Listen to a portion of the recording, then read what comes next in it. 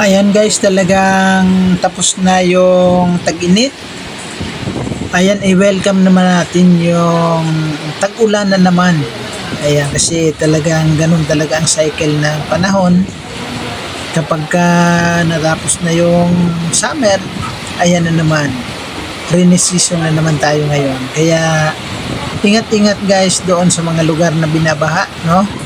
Dahil mukhang ito na yung isa ng tag-ulan at matching na kulog pa, malakas yung kulog. So, ingat po tayo at enjoy po natin yung tag-ulan. Hindi ko wawa. Unang ulan ng Mayo.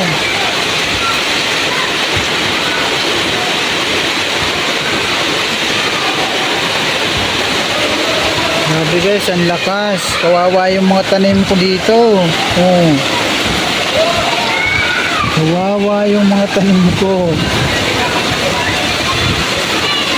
Ang guys eh.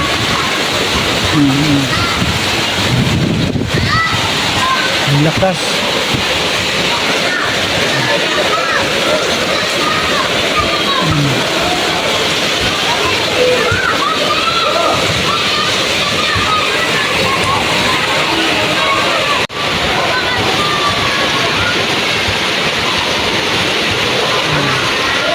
Ito na yung kapalit ng sobrang init guys. Ito na yung kapalit ulan naman. So medyo mag-ingat po tayo sa mga lugar na madalas binabaha. Mag-ingat po tayo dahil mukhang tapos na ang tag-init. Ito na naman yung tag-ulan ngayon. So talagang malakas guys yung hangin. Akala mo may bagyo talaga. Siguro mas maganda kung yung paso ipasok natin yung paso talaga. Kaya ibaba baka mahulog. Kawawa yung ating mga tanim. Grabe guys, malakas talaga yung ulan. Parang may bagyo yata.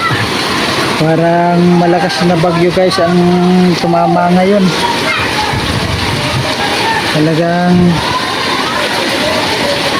mahirap, baka mahulog yung mga pasok. Malakas talaga yung hangin. Guys, yung unang ulan to dito sa amin. Unang ulan na malakas sa taong 2026. So for the record lang guys, para hindi natin makalimutan.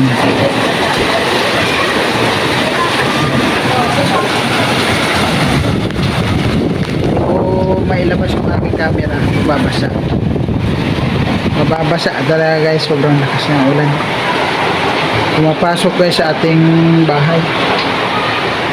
Hindi talaga dapat talaga nakasara. Lakas guys. So bye bye tag-init. Welcome naman sa ating panahon na tag-ulan.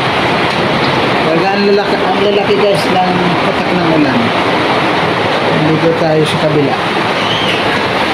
Dito tayo guys sa kabila. Lakas ng hangin. Sa bagay guys, naka-prepare naman yung aking pananim. Yan guys yung aking pananim. Ayan o. Yung pechay ko. Inulan na. Yung mga paso ko. Ayan, mga naka-ready na yan guys. Mababasa talaga, mababasa.